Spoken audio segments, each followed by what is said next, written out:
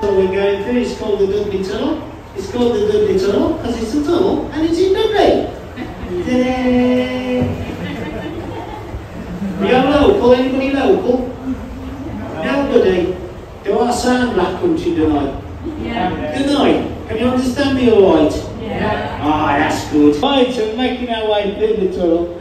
You can see the rainwater's been soaking through the bricks in the tunnel because you can see the white chalky stuff that's that behind. Some of the bricks are nice and clean and you can see it very clearly. However, other bricks are covered in white limestone and calcite.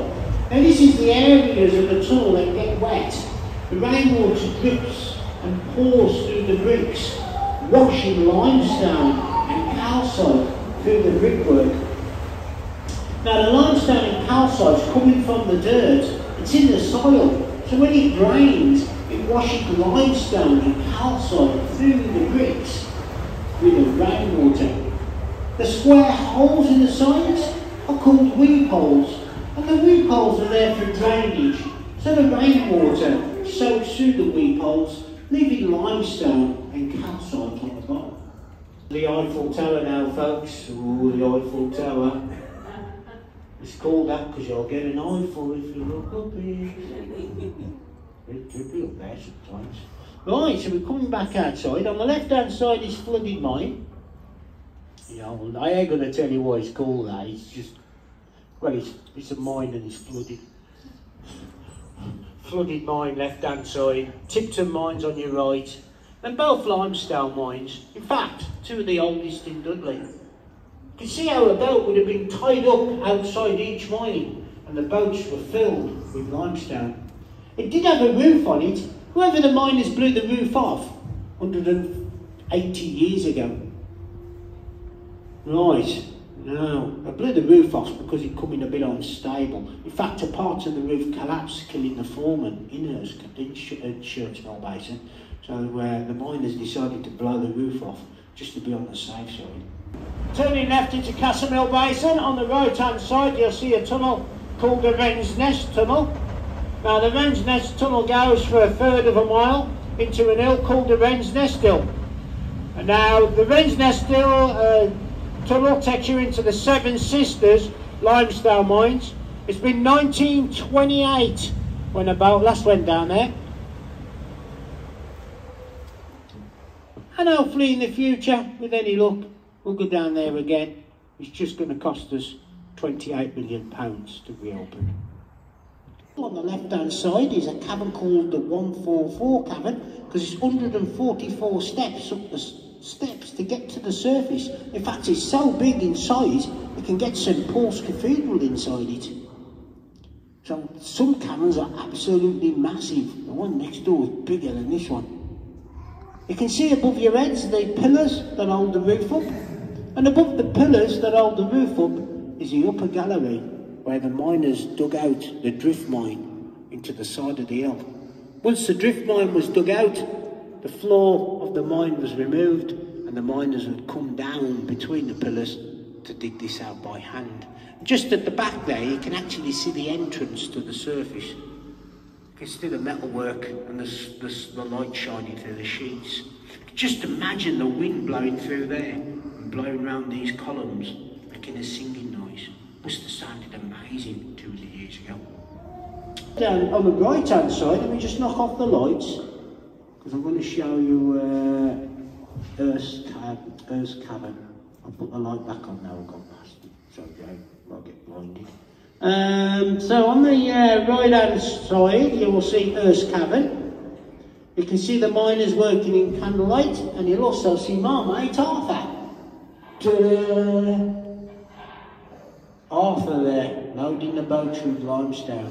You can see how the boats would have been tied up 200 years ago, so you park your boat up there like this, tie it up against the wall, nice and tight, and Arthur would fill your boat up. Everybody's got a photograph of the Churchmill construction shaft. There you go. You can see how the rainwater's been running down that shaft, leaving the limestone and calcite sticking to the sides.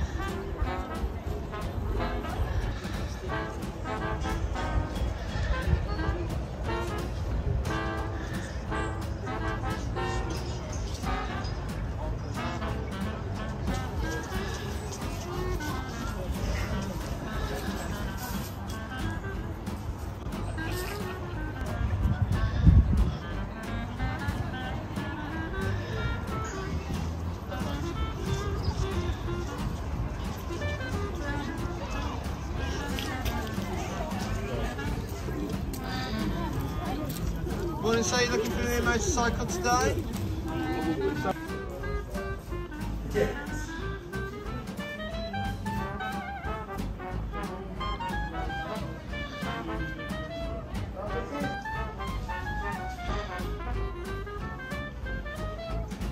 If I put the hymns on here, they're a bit of a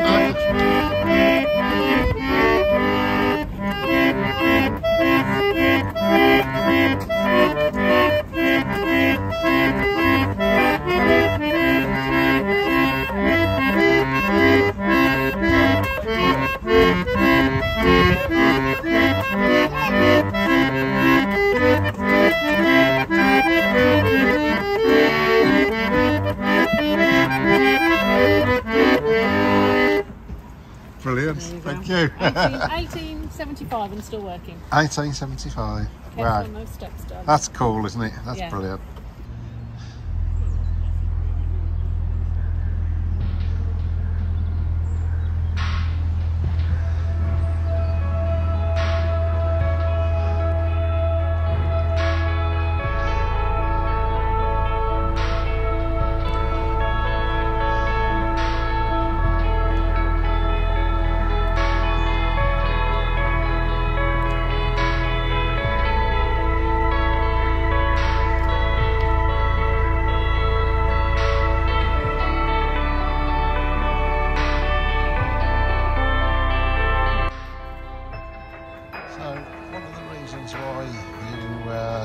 Would have difficulty in getting through Dudley Tunnel on a pretty standard narrowboat is the fact that if you can't fit underneath this arch here, then your boat won't fit under the tunnel, and that's pretty much the way of it, really.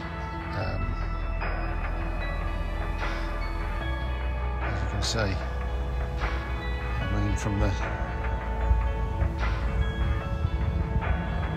ground to the top of the arch there, I'm just thinking it might be about 4 foot, 4.5 foot. So yeah, basically that's one of the reasons why you end up going through on an electric boat.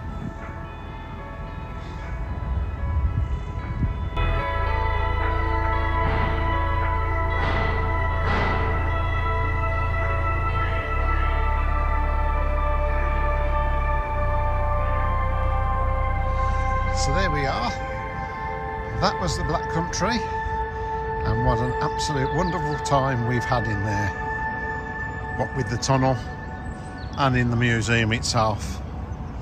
Certainly well worth a visit.